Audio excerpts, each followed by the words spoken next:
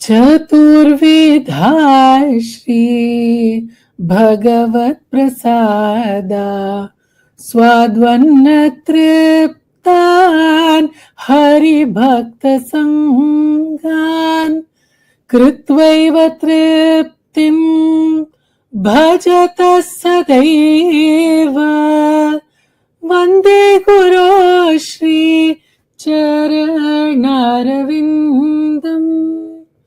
वन्दे गुरो Shri चरणारविन्दम्.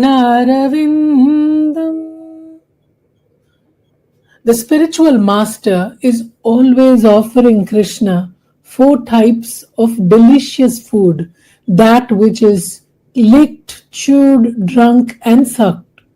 When the spiritual master sees the devotees are satisfied by eating Bhagavat Prasada, he is satisfied. I offer my respectful obeisances unto the lotus feet of such a spiritual master, Param Pujya Guruji.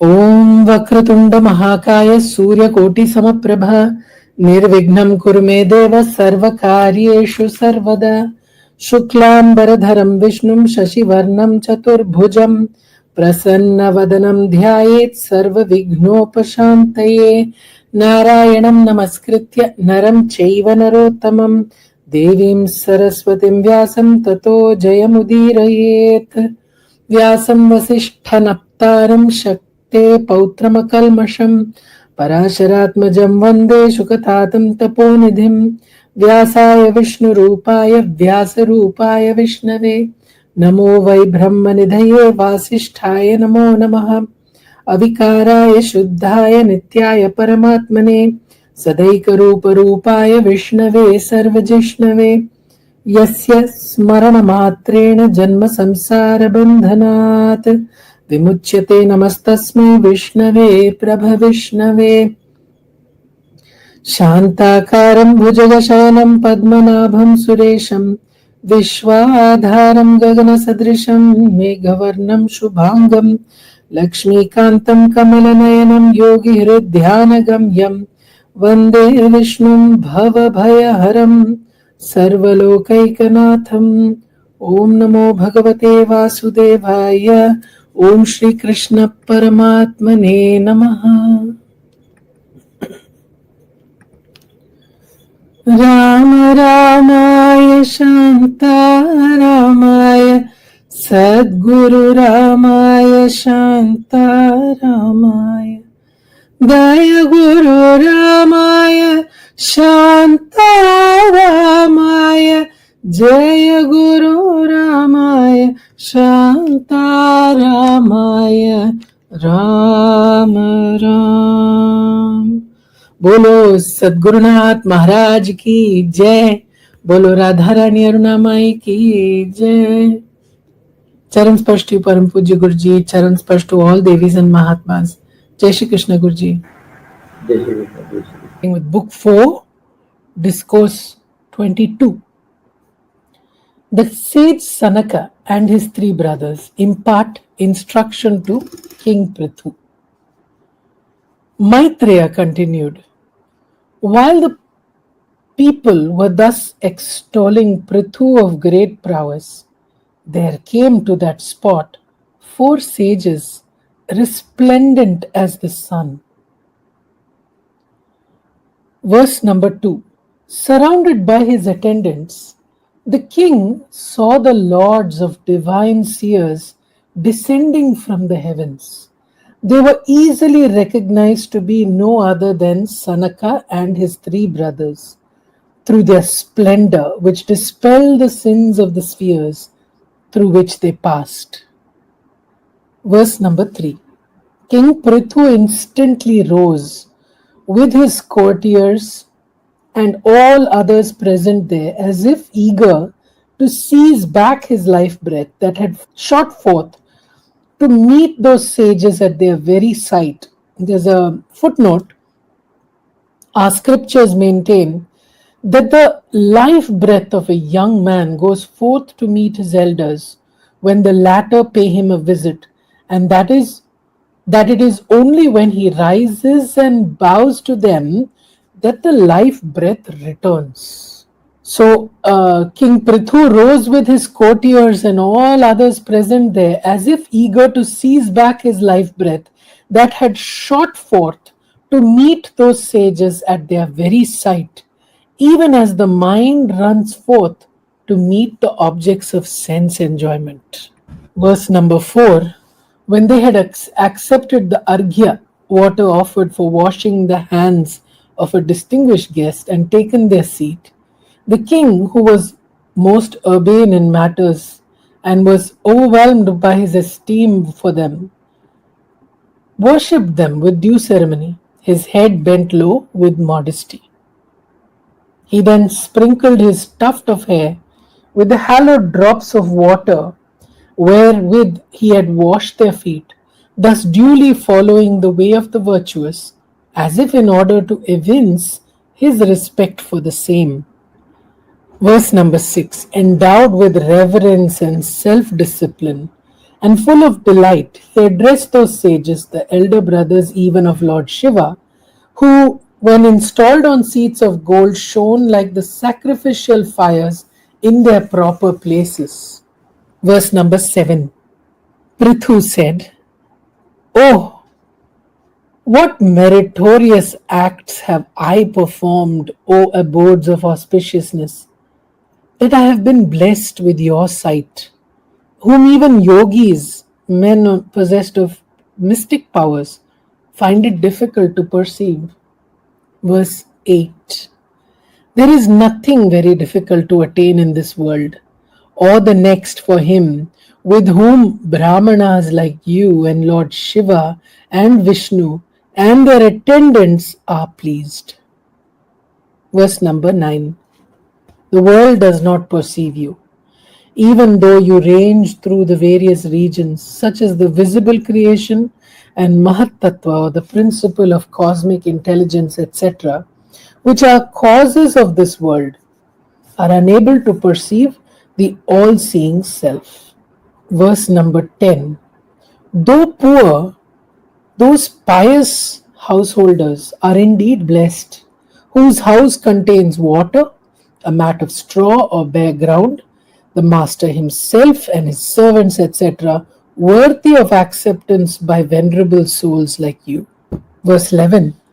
Worthless like the trees harboring venomous serpents are those houses which, though replete with all kinds of riches, are not hallowed by the holy water washing the feet of the Lord's devotees. Verse number 12. Welcome is your visit to this place, O exalted Brahmanas, for despite your juvenility, you are ever self-controlled and reverentially observe great vows of perpetual celibacy and so on, following the ways of seekers after liberation. Verse number 13. Is there any hope of good for us who know the objects of senses to be the only thing worth coveting and have fallen through our own doings into this whirlpool of transmigration, which is a hotbed of miseries? Verse 14. It is out of place to make inquiries about your welfare, inasmuch as you revel in your own self. No thoughts of good and evil ever arise in you. Verse 15. Therefore, reposing full faith in you, I make bold to inquire of you, the loving friends of the distressed, how salvation can be easily attained in this very birth. Verse 16. Surely the birthless Lord, who shines as the very self in all sages and reveals himself in the heart of his devotees, moves about on this earth in the guise of siddhas, sages like you, in order to shower his grace on his devotees. Verse 17. Maitreya went on. Hearing these graceful and righteous words of Prithu, which were pregnant with serious import, brief and delightful, the sage Sanat Kumara cheerfully replied as though smiling. Sanat Kumara said, a very good inquiry has been made by you, even though you know the answer, O great monarch, your heart being given to the good of all living beings, for such is the bent of mind of the virtuous. Verse 19. The meeting of pious souls is thought highly of, both by themselves and by those who meet them, for worthy questions put to and the noble answers given by them enhance the happiness of all. Verse number 20. Certainly, O King, are you gifted with that rare and abiding love for hearing the praises elicited by suitable questions of the lotus feet of Sri Hari, the slayer of Madhu, which shakes off the impurity of the mind in the shape of latent desires so difficult to remove. Verse 21. In the scriptures, which have made a thorough inquiry into the truth, only absence of attachment to things other than the self, an intense love for one's real self, the attributeless Parabrahman, have been finally concluded to be the only way to salvation for men. Verse number 22. That love for the attributeless Parabrahman, as well as the absence of attachment to the world of matter, both as cause and effect, is easily developed through intense faith, through the discharge of duties consecrated to the Lord, through a desire to know the higher truths, and by being firmly established in the yoga of knowledge, through worship of the Lord of Yoga, and by ever listening to the hallowed stories of the Lord of sacred renown, through a distaste for the company of those delighting in lucre and sense enjoyments, and by eschewing wealth and sense gratification esteemed by such people, through love for seclusion when finding delight in the self, but not such occasions when a portion of the nectarine drink of Srihari's glories is had, through harmlessness and by living the life of an ascetic, through an inquiry into that which is conducive to one's spiritual welfare, and by drinking the peerless nectar of Lord Mukunda's glories, by practicing the 12 forms of self discipline, that is, non violence, truthfulness, non thieving, absence of attachment, modesty, non accumulation of wealth and luxuries except in the interests of others, belief in God, continence, habit of meditation on God, firmness, forgiveness, and fearlessness, and observing the 12 religious vows of internal and external purity, muttering the divine names and sacred texts, austerity, offering oblations into the sacred fire, reverence, worship of the Lord, pilgrimage to holy places, endeavor for the good of others, contentment and waiting upon the preceptor by refraining from calumny and abandoning all activity for the acquisition and preservation of worldly goods, by enduring pairs of opposites like heat and cold, etc., and by devotion to Sri Hari, growing through the utterance of his praises which ever adorn the ears of his devotees. This paragraph 22 to 25 should be learned by heart. It means daily we have to read this paragraph. Sanat Kumar's advice is for us, although it shows it is for King Pratu. Yeah. Is it not? It has got so much of. Would you like to care to Read it read yes. again? Yeah. Yes, Guruji. I had the temptation to do this each time when we are Yeah.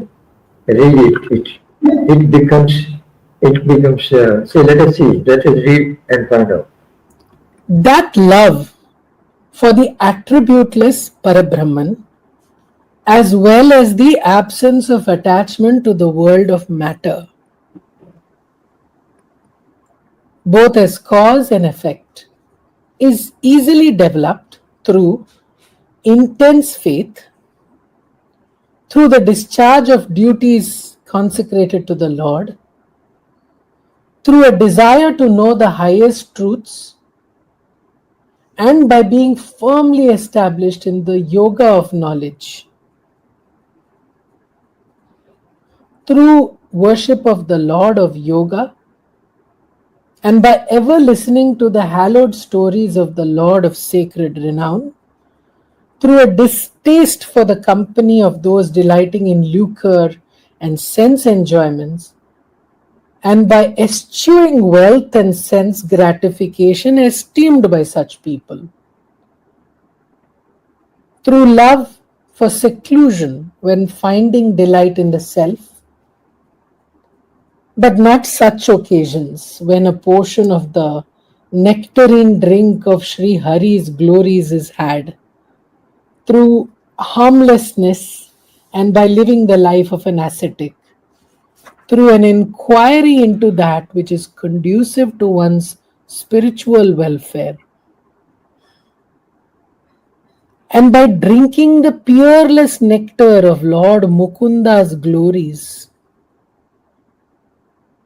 by practicing the 12 forms of self discipline, that is, non violence, truthfulness, non thieving, absence of attachment, modesty, non accumulation of wealth, and luxuries except in the interests of others, belief in God, continence, habit of meditation on God, firmness, forgiveness, and fearlessness, and observing the 12 religious vows of internal and external purity, muttering the divine names and sacred texts, austerity, offering oblations into the sacred fire, reverence, worship of the Lord,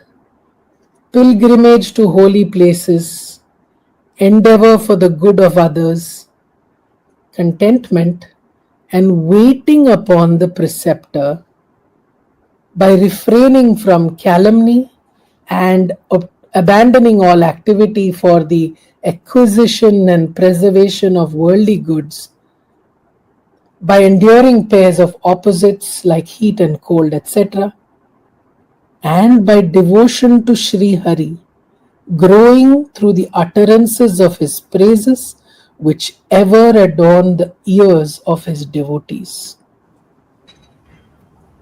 This non-thieving and absence of attachment, modesty, non-accumulation of wealth. Yeah, that non-accumulation of wealth and luxuries except in the interest of others. In other words, except for the benefit of others. Like what we are doing right now. See, the non-accumulation of wealth, see, except for the benefit of others, not for ourselves. This thing. Yeah, good. These things are constant reminders for us to remain like that and not we live for wealth, having wealth, no, that's it. And travel and all other things which is not here, and what we are doing, we have to put a question mark there. You know. Do you really want this? Do you really want the mukti? Then you have to abandon all these things. See? Whatever we are doing, we need to question. Yeah. Go to you, Janki. Yes. Very nice, very nice. This one, huh? Where we can number them 1, 2, 3, 4 like that. Yes. We can number them. If you number them, if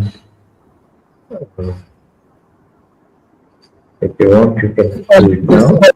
But later also, whenever. I can do it right now, Guruji. So 12 forms of self-discipline.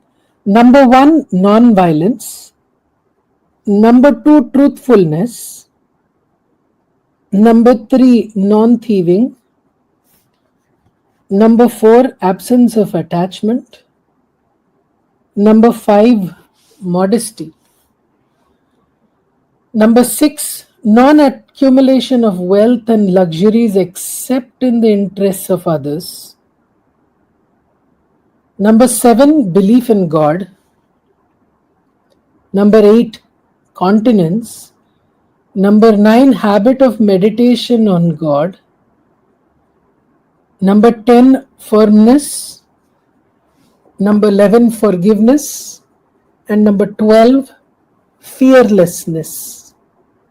And then there is 12 religious vows also after that. Number 1, internal and external purity. Internal and external purity is number 1. Number 2, muttering the divine names and sacred texts.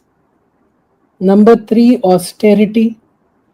Number 4, offering oblations into the sacred fire.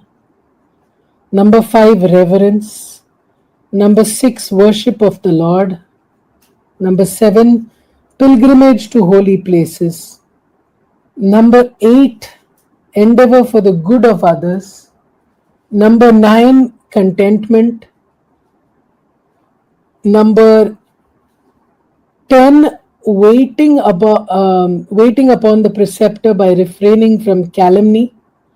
And number 11, abandoning all activity for the acquisition of and preservation of worldly goods by enduring pairs of opposites like heat and cold, etc.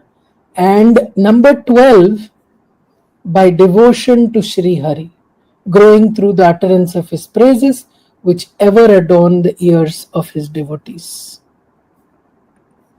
Yeah. Total how much it comes? 12 and 12, Guru. 12 forms of discipline and then 12 religious vows. We have to go to each other and go on to write it up. Not worry. Yeah. You go ahead, please.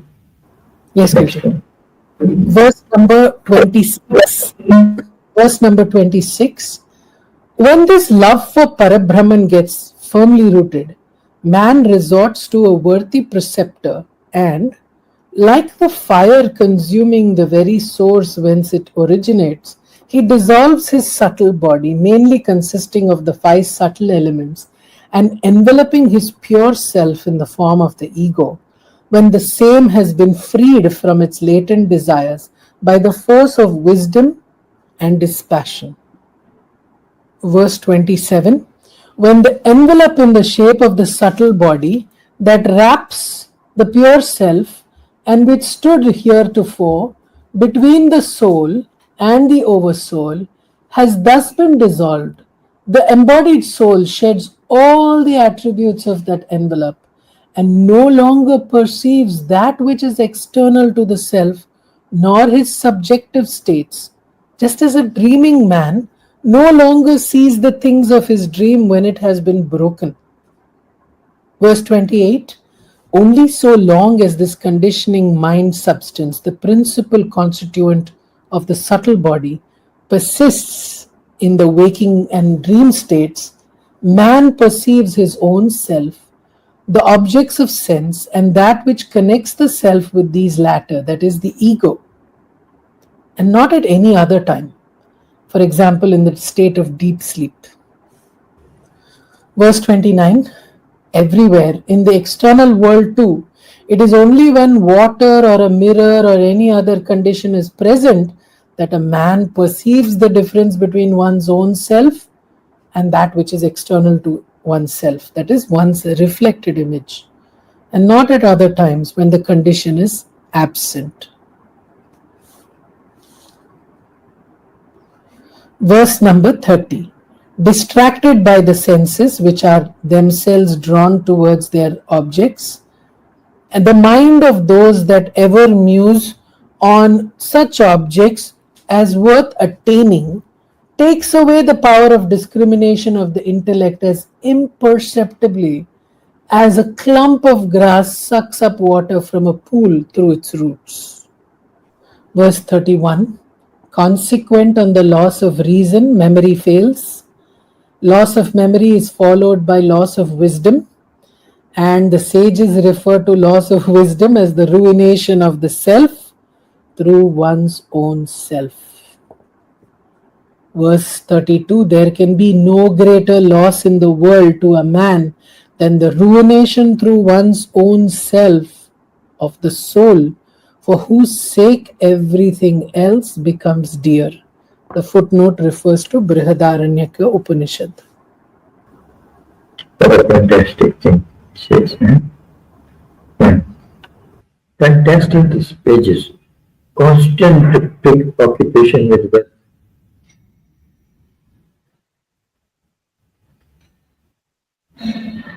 If I say this, people will stop coming to the satsang. After reading this, who we can take a survey, who will give all their wealth for the benefit of distribution of all Bhagavad Gita and Sudhasagar and for the benefit of reaching, making all the people understand Mukti is the goal. Give their, not all their wealth, their half wealth. No. Quarter, 25% of the wealth. No. 10% of the wealth. No.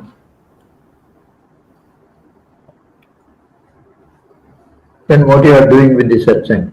Enjoy. Others are giving. I don't have to give. Others will be reaching the Lord. You are remaining again and again here only with that okay. That's the thing. They are hard-boiled eggs like.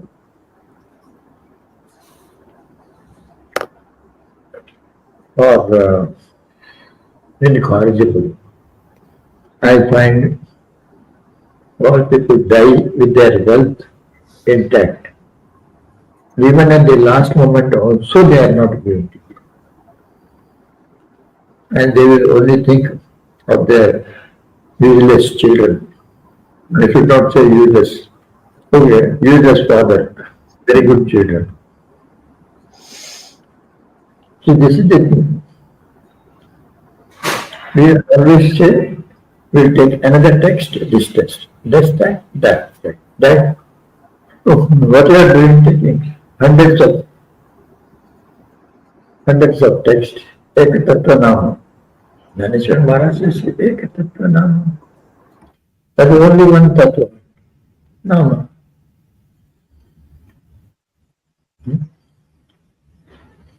How many times you want to hear that from others? What you are doing with that yourself? Satsang YouTube से short of time, a football game or something like that. Or means these things are read but not seriously read. If you are seriously read, you have to implement. Would you like to do that? No. Okay. Be no greater loss to the world, to a man than in the world, to a man than the ruination through one's own self of the soul. For those whose sake else become, whose sake everything else becomes dear. Brother Upanishad. In other words, if something is dear to you, then the soul, you have gone. You have completely gone. Which means our entire world is in this process. In this entire world, how many people you think, is for them soul is dear? We can say maybe 1,000, maximum maybe 10,000. If you take all the countries, 500 countries, then multiply that by even 10,000. 500 multiplied by 5 million or something like that. But the world's population is so huge. They are all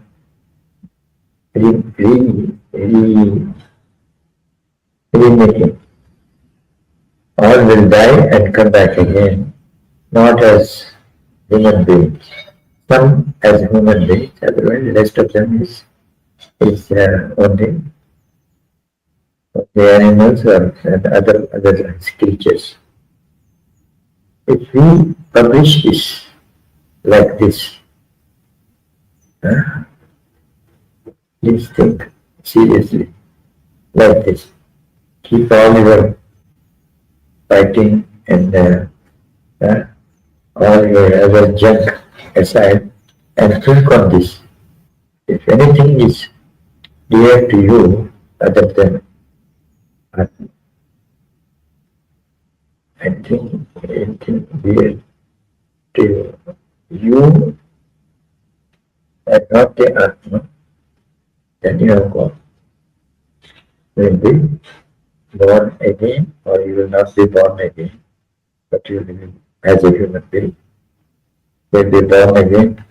Animal which you ate, that animal you will become.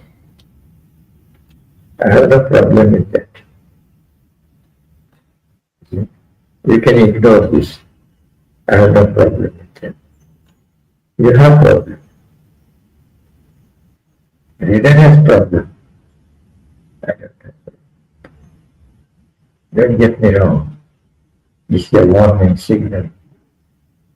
You have to come out of the attachment to wealth, name, change, this, that, and everything, and concentrate on your religion, on the Lord. Concentrate on that and completely surrender to that person in your religion. If you don't have religion, then find out religion and join there. But the point is this: if sun comes a little nearby, the whole earth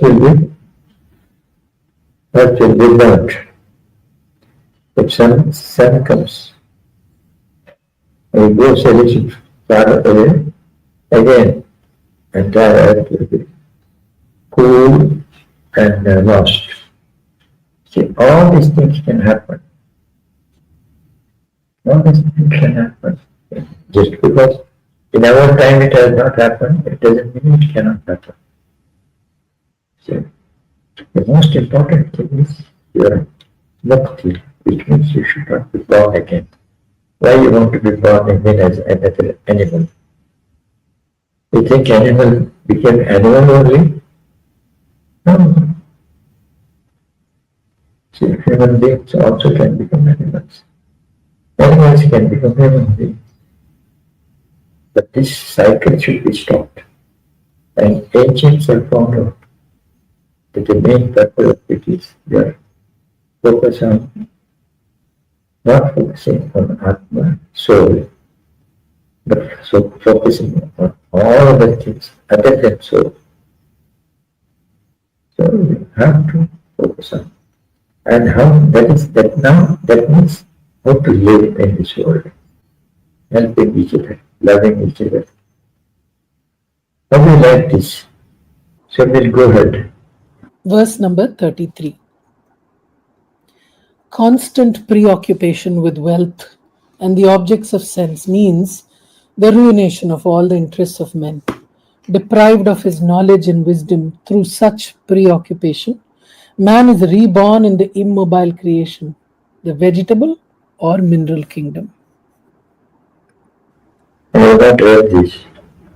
But said that. Yeah. Go ahead. Verse 34. Whoever is keen to cross and reach the other end of the impenetrable gloom in the form of ignorance, the root of transmigration, should never conceive an attachment to that which is most detrimental to the attainment of religious merit, worldly possessions, gratification of the senses, and liberation.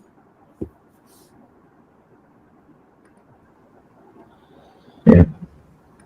Verse 35. Of these four, two, liberation alone is acknowledged as the highest purpose of life, for everything falling under the category of the other three objects of human pursuit is ever exposed to the fear of death.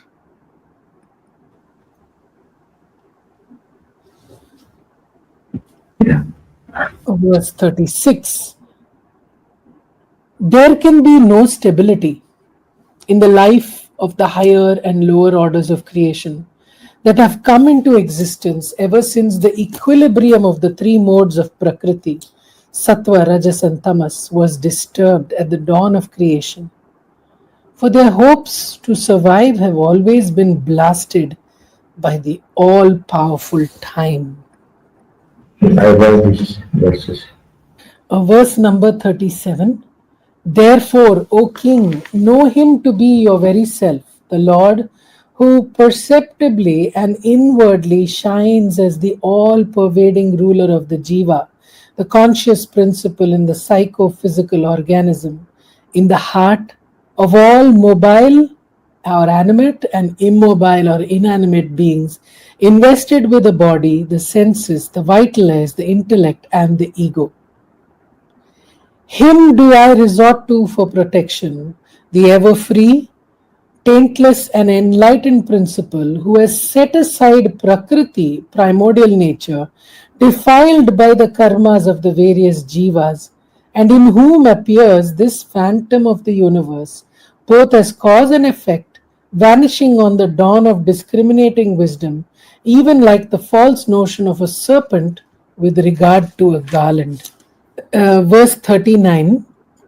Resort then as your sole refuge to Lord Vasudeva, by fixing the thought on the splendor of the very toes of whose lotus feet pious souls cut asunder the knot of egotism, which is nothing but a conglomerate of tendencies to action formed by karmas themselves, in a manner that even recluses who have emptied their mind of all thoughts of the world, having withdrawn their senses from their objects, are not able to do.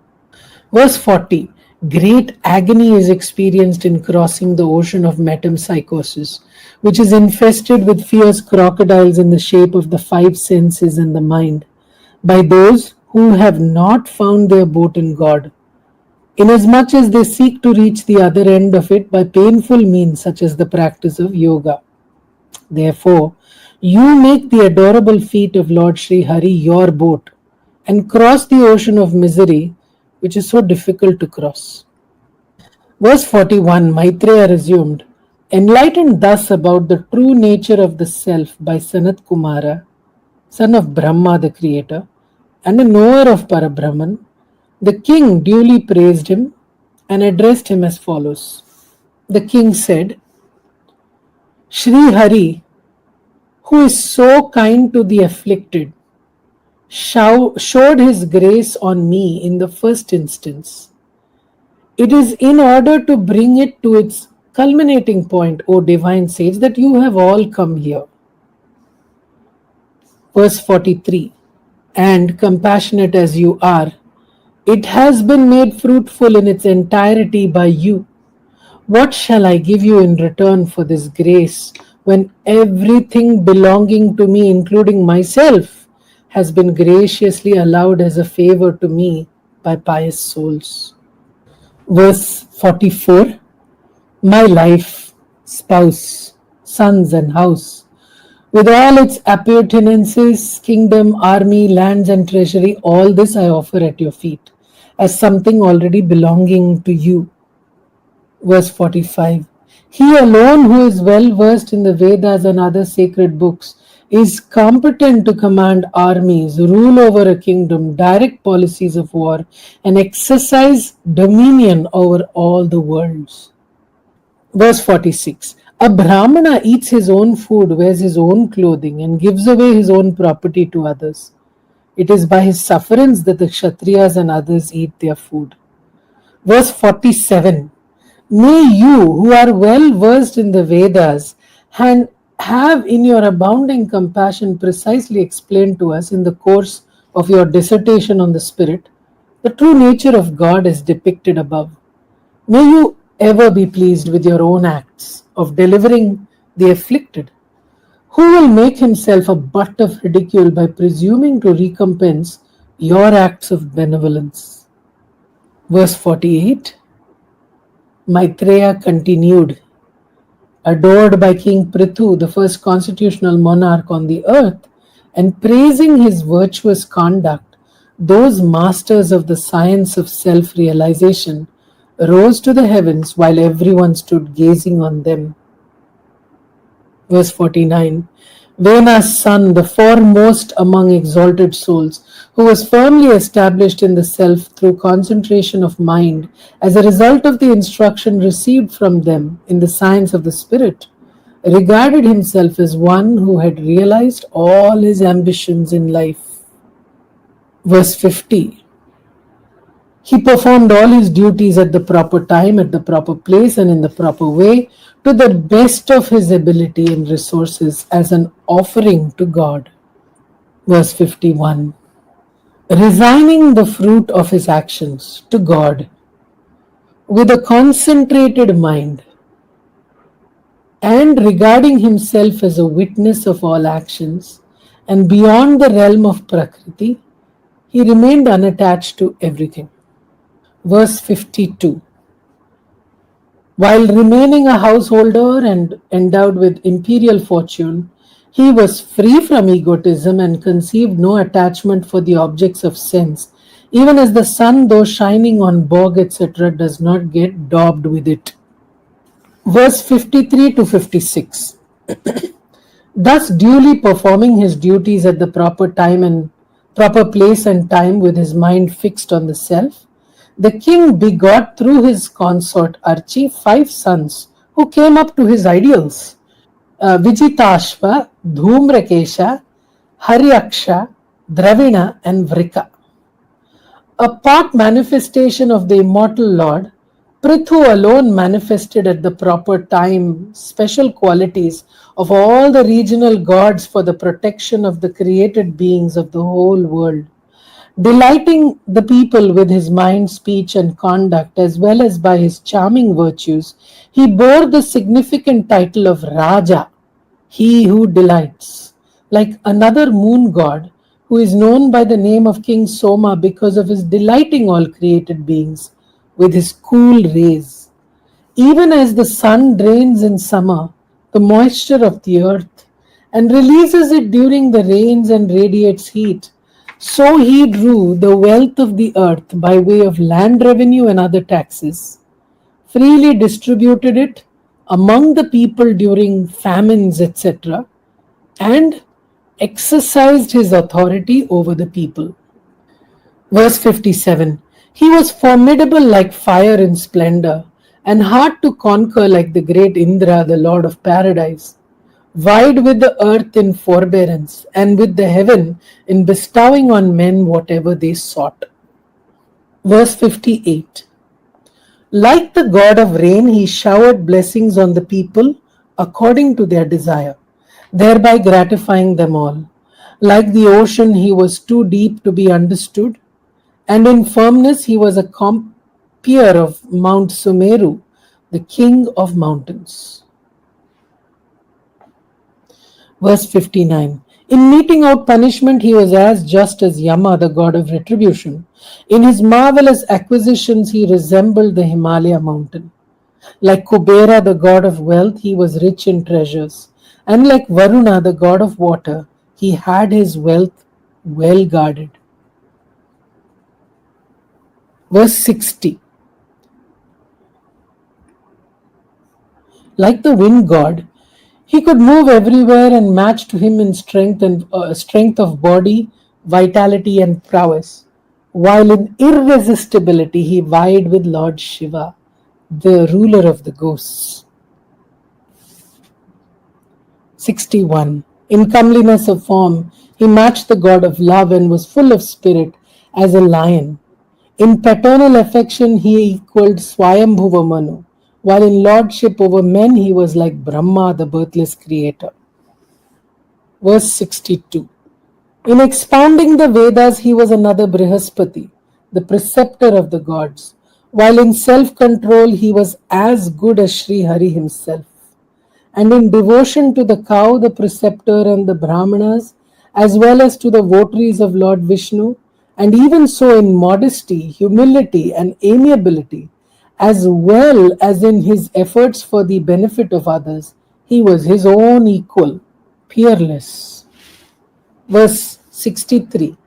Through his glory sung by the people everywhere in the three worlds, he had reached the ears of women, even as Sri Rama entered the ears of pious men. Thus ends the 22nd discourse, forming part of the story of King Prithu in Book 4 of the great and glorious Bhagavata Purana, otherwise known as the Paramahamsa Samhita. Very good one. Discourse number 23. King Prithu practices asceticism and departs for the other world. Maitreya began again.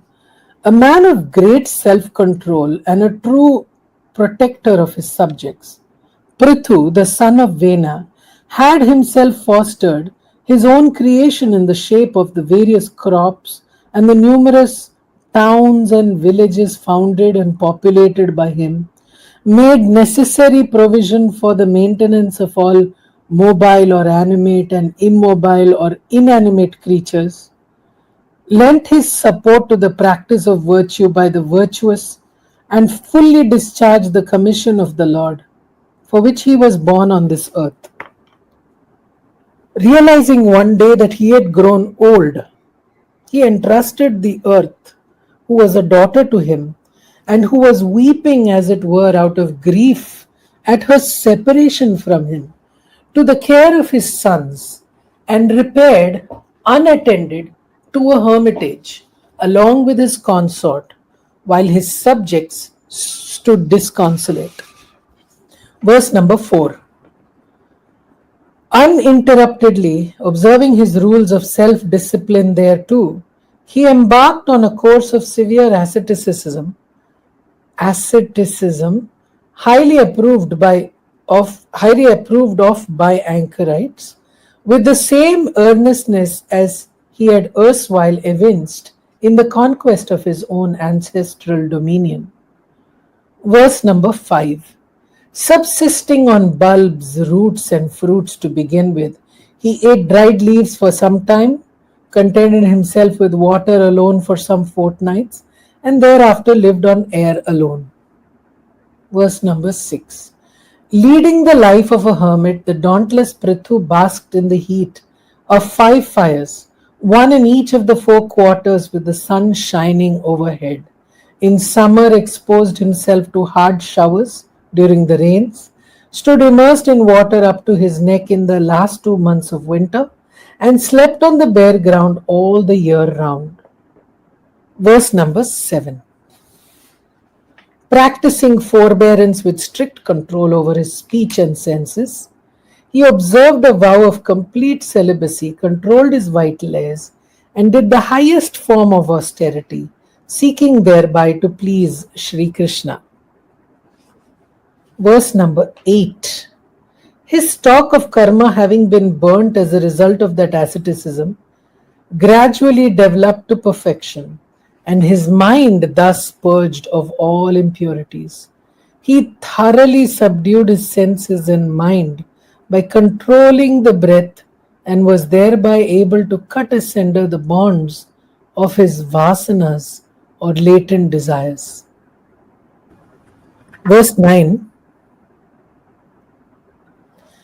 Prithu, the foremost of men, now adored the Supreme Person through that very yoga, or mode of worship, which the divine sage Sanat Kumara had taught him as the best means of realizing the self.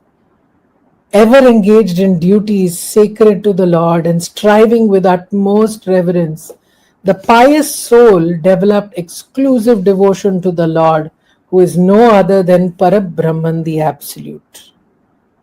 Verse number 11.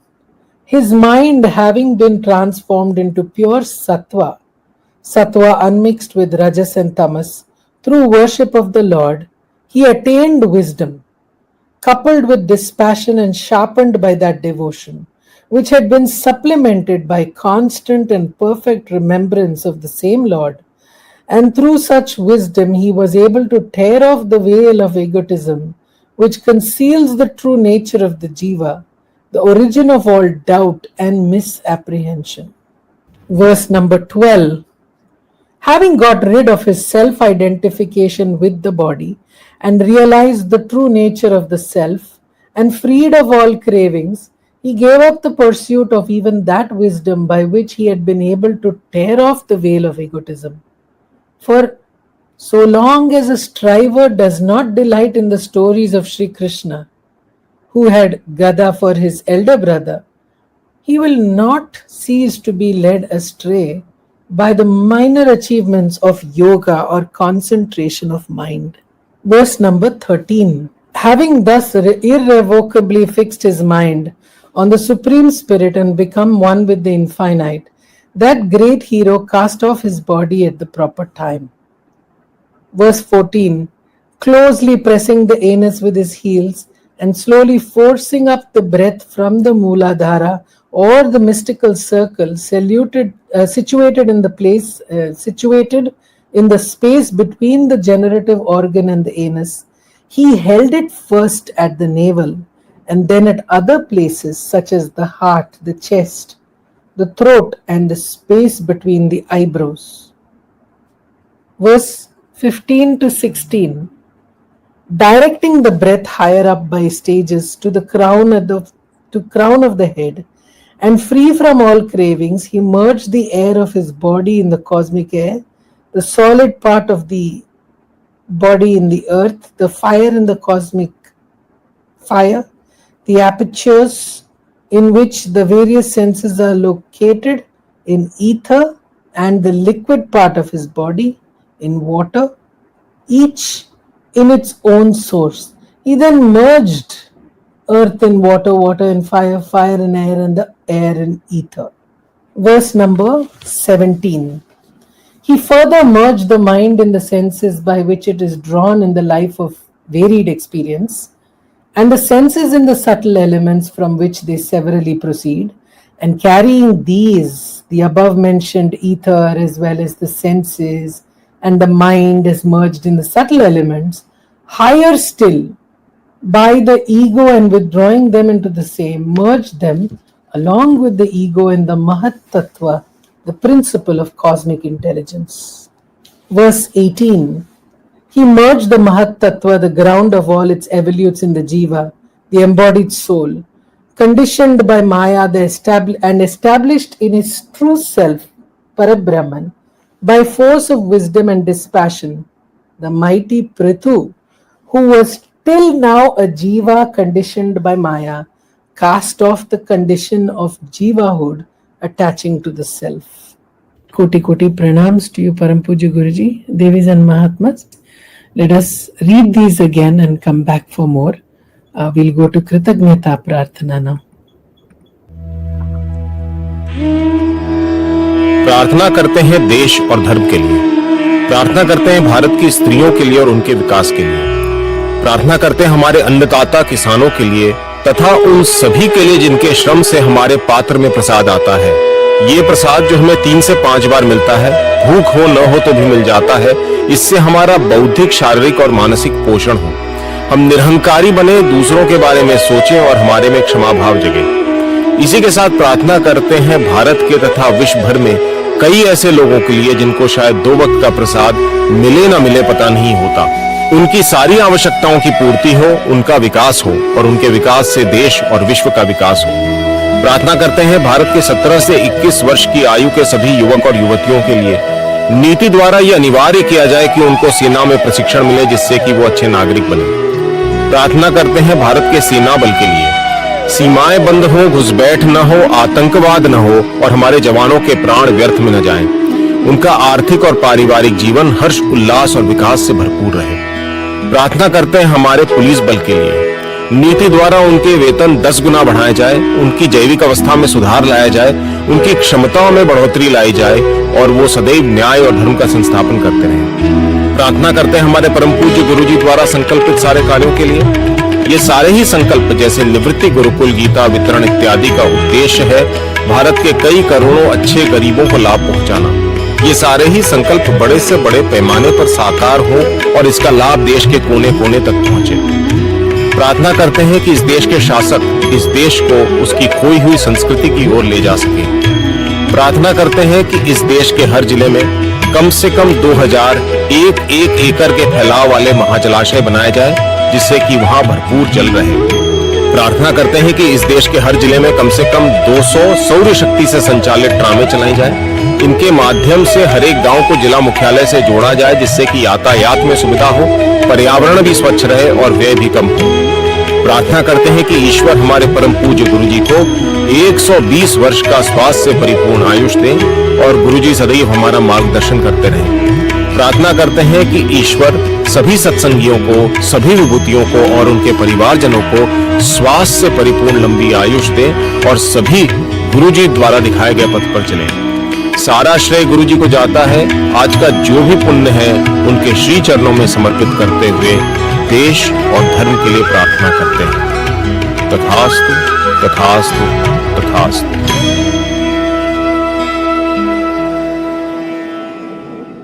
प्रार्थना करते हैं देश के प्रत्येक विद्यालयों एवं संस्थानों में दिन में 3 बार संपूर्ण वंदे मातरम गाया जाए, जिससे कि नागरिकों में देशभक्ति की भावना जागृत हो।